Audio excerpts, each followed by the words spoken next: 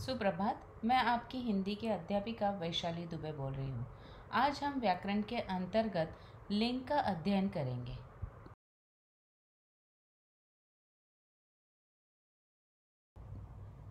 तो आज हम लिंग के भेद पे चर्चा करेंगे और साथ में यह भी जान लेंगे कि लिंग की पहचान किस प्रकार की जाती है।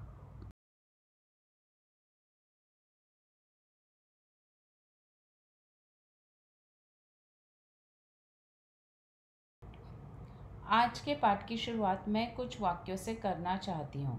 वो वाक्य है, मेरा बस आ रहा है, मुझे गुस्सा आ रही है, यमुना दूषित हो रहा है, मुझे हिंदी अच्छी तरह समझ आ रहा है, मेरा किताब वापस करो। आप सोच रहे होंगे कि आज वैशाली मिस इस प्रकार गलत हिंदी क्यों बोल रही है या इस प्रकार गलत हिंदी क्यों पढ़ रही है, क्योंकि अब तक आपको यह पता चल ही गया होगा कि जो वाक्य मैंने पढ़े हैं सब अशुद्ध वाक्य है। तो इन वाक्यों को शुद्ध करने के लिए क्या करना चाहिए? आपको क्या लग रहा है, वाक्य में कहाँ गलती हो रही है?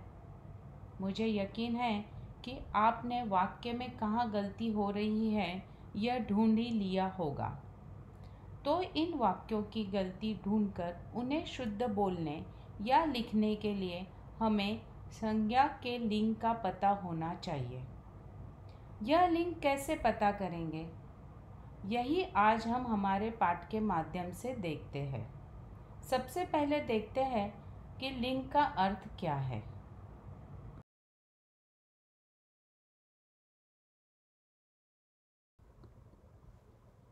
तो चलिए हम देखते हैं कि लिंग है क्या।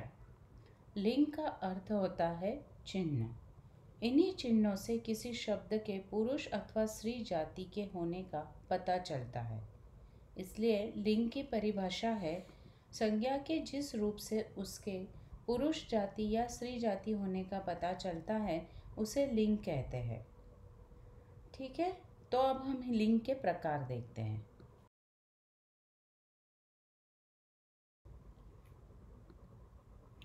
लिंग के दो प्रकार होते हैं, पुल्लिंग और स्त्रीलिंग। अब इन पे चर्चा करने से पहले, इनकी विस्तृत जानकारी लेने से पहले मैं आपको बता देना चाहती हूँ कि संस्कृत में 3 लिंगों के विषय में जानकारी दी गई है, पुल्लिंग, स्त्रीलिंग और नपुंसकलिंग। जबकि हिंदी में 2 ही प्रकार के लिंग माने गए हैं, वे है पुल्लिंग और दूसरा है स्त्रीलिंग।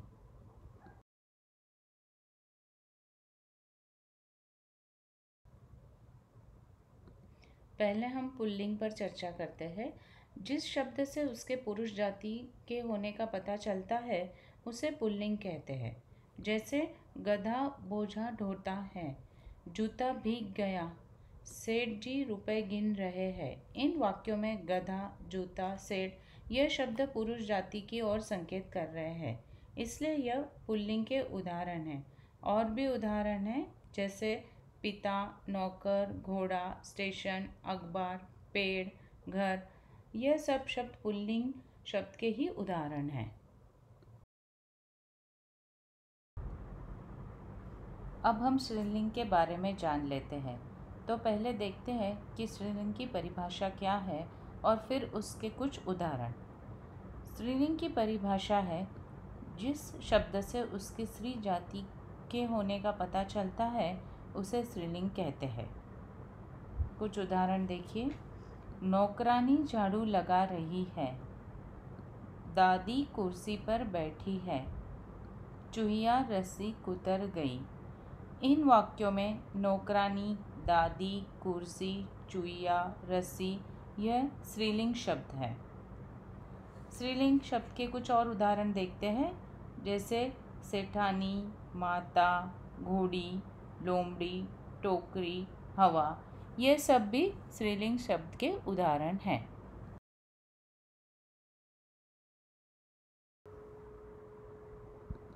अब हम देखते हैं कि वाक्य में लिंग संबंधित अशुद्धियाँ क्यों हो जाती है। अब इस वाक्य को देखिए, मोहन बस में जा रहा है। इस वाक्य में संज्ञा क्या है? मोहन, और मोहन ही करता है। और यह कर्ता पुल्लिंग है। इसलिए वाक्य में जो हमने क्रिया लगाई हुई है जा रहा है, वह भी पुल्लिंग की लगाई हुई है। लेकिन अगर हम गलती से यहाँ क्रिया स्त्रीलिंग की लगा देते, जैसे मोहन बस में जा रही है, तो वाक्य अशुद्ध या गलत हो जाएगा। उसी प्रकार और एक वाक्य देखिए, गाय घास खा रही है। यहाँ यदि हम खा रहा है लिखते हैं तो वह गलत हो जाएगा, क्योंकि गाय स्त्रीलिंग शब्द है, तो क्रिया का रूप भी स्त्रीलिंग होना आवश्यक है। तो इस प्रकार यदि हम संज्ञा के लिंग के अनुसार क्रिया का रूप लिखेंगे तो वाक्य शुद्ध हो जाएगा। अब आपको पता चल ही गया होगा कि जो वाक्य मैंने शुरुआत में पढ़े थे, वहाँ संज्ञा का लिंग और क्रिया का रूप मेल नहीं खा रहा था, इसलिए वह वाक्य गलत या अशुद्ध थे।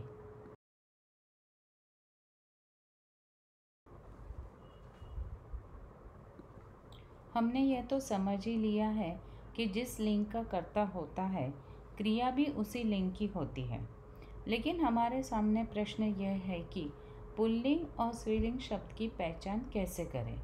तो इसलिए हम लिंग के पहचान के कुछ नियम जान लेते हैं। सबसे पहले हम पुल्लिंग की पहचान कैसे करें, इसके बारे में चर्चा करते हैं। कुछ संज्ञा शब्दों का प्रयोग हमेशा पुल्लिंग के रूप में ही होता है, जैसे दिनों के नाम।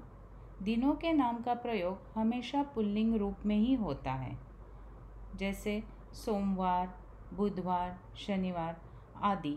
इन सब शब्द हम जब भी कभी बोलते हैं तो वो पुल्लिंग के रूप में ही बोले जाते हैं। जब कभी हमें दिन का नाम याद नहीं आता तो हम पूछते हैं आज कौन सा दिन है।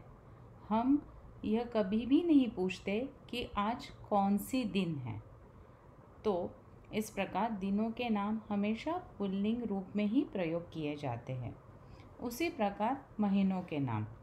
महीनों के नाम अक्सर पुल्लिंग होते हैं, जैसे चैत्र, सावन, मार्च, अप्रैल हमेशा पुल्लिंग रूप में ही प्रयोग किए जाते हैं। जब भी कभी हम सावन के बारे में बात करते हैं तो हम कहते हैं कि सावन महीना आ गया। हम कभी भी यह नहीं कहते कि सावन का महीना आ गई। उसी प्रकार अंग्रेजी महीनों में भी मार्च, अप्रैल यह पुल्लिंग शब्द है। भारत, चीन, पाकिस्तान, इटली, आप जान ही गए होंगे ये सब क्या है।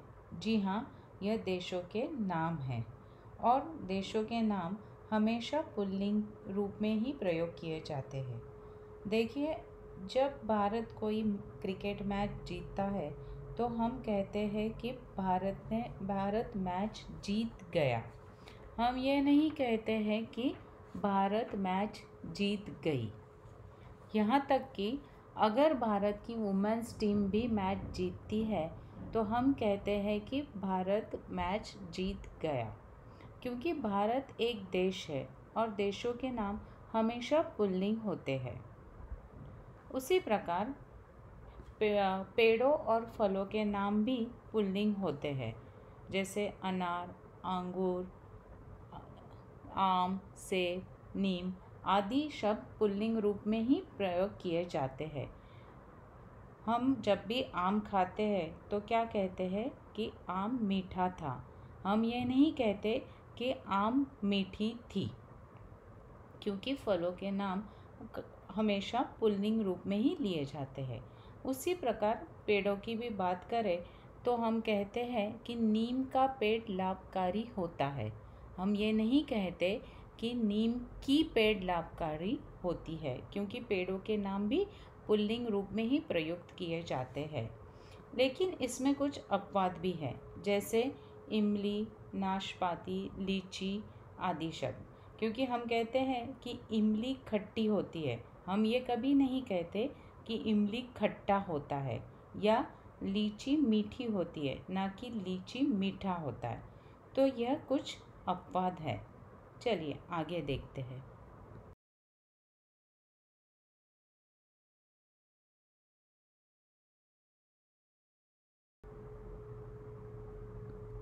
धातु तथा द्रव पदार्थों के नाम हमेशा पुल्लिंग होते हैं। धातुओं के नाम जैसे लोहा, सोना, तांबा आदि पुल्लिंग होते हैं। उसी प्रकार अगर हम द्रव पदार्थों की बात करें जैसे दूध, पानी, पेट्रोल, यह भी अक्सर पुल्लिंग ही होते हैं।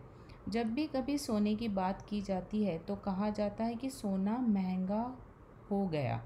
हम ये कभी नहीं कहते कि सोना महंगी हो गई है, क्योंकि धातु अक्सर पुल्लिंग शब्द ही होते हैं। उसी प्रकार जब भी कभी हमें मम्मी दूध के लिए कहती है, दूध पीने के लिए कहती है, तब हमेशा कहती है कि दूध सेहत के लिए अच्छा होता है। यह नहीं कहा जाता कि दूध सेहत के लिए अच्छी होती है, क्योंकि द्रव पदार्थों के नाम हमेशा पुल्लिंग ही होते हैं। अगर हम धातुओं की बात करें तो उसमें एक धातु है जो कि अपवाद है, वो है चांदी। चांदी ये स्त्रीलिंग के रूप में प्रयुक्त होता है। हम कहते हैं कि चांदी महंगी हो गई है, हम ये नहीं कहते कि चांदी महंगा हो गया है। अब अगर हम पहाड़ों तथा समुद्रों के नामों की बात करें तो वो अक्सर पुल्लिंग ही होते हैं। जैसे पहाड़ों के नाम हिमालय, विंध्य पर्वत, सातपुरा, या समुद्र के नाम हिंदी महासागर, प्रशांत महासागर आदि अक्सर पुल्लिंग ही होते हैं। हम कहते हैं कि हिमालय ऊंचा है, यह कभी नहीं कहा जाता कि हिमालय ऊंची है, क्योंकि यह पहाड़ का नाम है जो अक्सर पुल्लिंग होता है। उसी प्रकार अगर महासागर की बात करें तो हम कहते हैं कि प्रशांत महासागर सबसे बड़ा महासागर है। हम ये नहीं कहते कि प्रशांत महासागर सबसे बड़ी महासागर है, क्योंकि समुद्रों के नाम अक्सर पुल्लिंग होते हैं।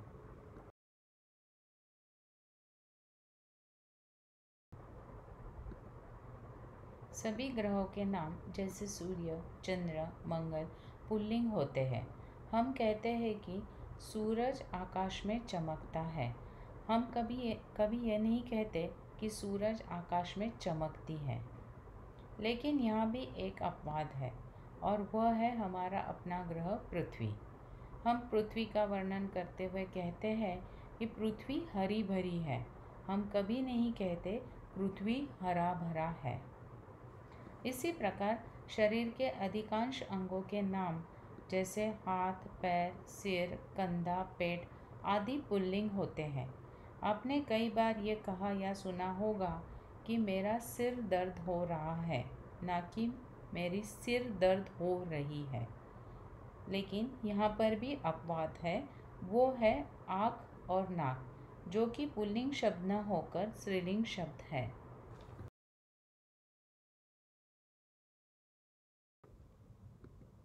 अब हम देखते हैं कि स्त्रीलिंग शब्दों की पहचान किस तरह करते हैं। भाषा, लिपि तथा बोलियों के नाम हमेशा स्त्रीलिंग होते हैं। भाषा जैसे हिंदी, मराठी, अंग्रेज़ी, गुजराती आदि ये हमेशा स्त्रीलिंग होती है। उसी तरह लिपियों की बात करें तो लिपि देवनागरी, फारसी आदि जो लिपियाँ होती है यह भी स्त्रीलिंग ही होती है। और हम जब अलग अलग बोलियों की बात करते हैं जैसे खड़ी बोली, राजस्थानी, हरियाणवी, यह सब भी स्त्रीलिंग शब्द ही होते हैं।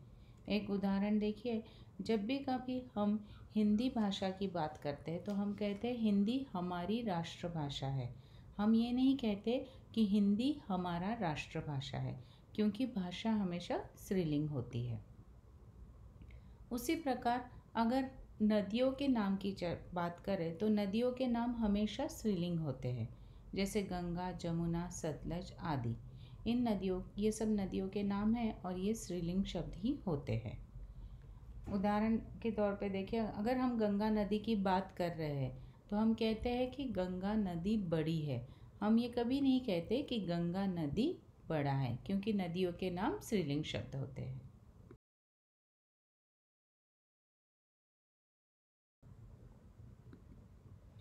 शरीर के अंगों के नाम। हमने इससे पहले देखा था कि शरीर के अधिकांश अंगों के नाम पुल्लिंग शब्द ही होते हैं, लेकिन तब हमने यह भी देखा था कि इसके कुछ अपवाद भी है, जैसे आँख, नाक, टांग आदि। तो आँख, नाक, टांग ये सब शरीर के अंगों के नाम स्त्रीलिंग शब्द ही होते हैं। अगर कभी हमारे आँख में दर्द हो रहा हो तो हम कहते हैं मेरी आँख जल रही है। हम ये नहीं कहते कि मेरी आँख जल रहा है। उसी प्रकार कुछ गहनों के नाम भी स्त्रीलिंग शब्द ही होते हैं, जैसे बिंदी, पायल, चूड़ी, माला आदि। अगर हमने लाई हुई चूड़ी का साइज हाथ की कलाई से बड़ा हो गया तो हम क्या कहते हैं? हम कहते हैं यह चूड़ी बड़ी है। हम ये नहीं कहते कि यह चूड़ी बड़ा है, क्योंकि गहनों के नाम भी स्त्रीलिंग शब्द होते हैं।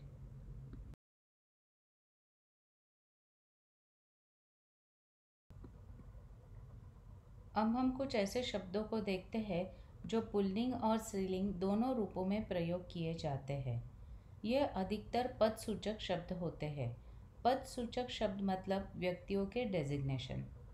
पदसूचक शब्द ना तो स्त्रीलिंग होते हैं ना तो पुल्लिंग। ये दोनों के लिए ही प्रयोग किए जाते हैं। जैसे प्रधानमंत्री, राष्ट्रपति, उपराष्ट्रपति, पत्रकार, चित्रकार, डॉक्टर, मैनेजर, पंतप्रधान आदि शब्द पदसूचक शब्द कहलाते हैं तथा ये शब्द स्त्री जाति और पुरुष जाति दोनों के लिए प्रयोग किए जाते हैं। इसके लिए हम कुछ उदाहरण लेते हैं जिससे आपको स्पष्ट हो जाएगा कि ये किस प्रकार दोनों के लिए प्रयोग किए जाते हैं। इंदिरा गांधी कुशल पंतप्रधान थी। पंडित जवाहरलाल नेहरू भारत के प्रथम पंतप्रधान थे।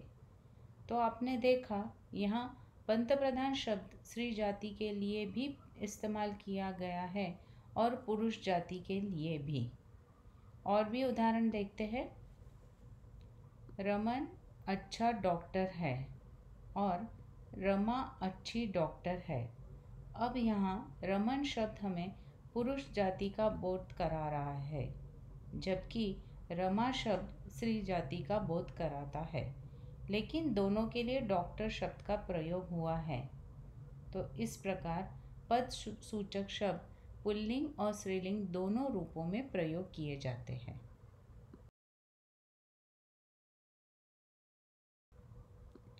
तो इस प्रकार आज हमने लिंग और उसके प्रकार का अभ्यास किया। अब कुछ गृह कार्य करते हैं। नीचे स्त्रीलिंग और पुल्लिंग शब्द दिए हैं जो आपस में मिल गए हैं, अर्थात नीचे दिए गए बॉक्स में स्त्रीलिंग और पुल्लिंग दोनों शब्द हैं। इनमें से आपको स्त्रीलिंग शब्दों को ढूंढकर स्त्रीलिंग कॉलम में और पुल्लिंग शब्दों को ढूंढकर पुल्लिंग कॉलम में लिखना है।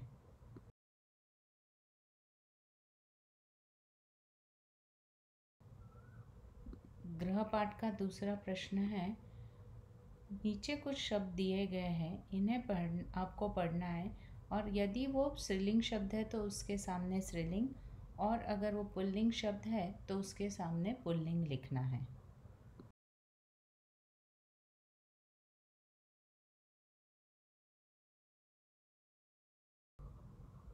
तो इस प्रकार आज हमने लिंग और उसके भेदों पे चर्चा की और साथ ही लिंग कैसे पहचाने जाते यह भी देखा।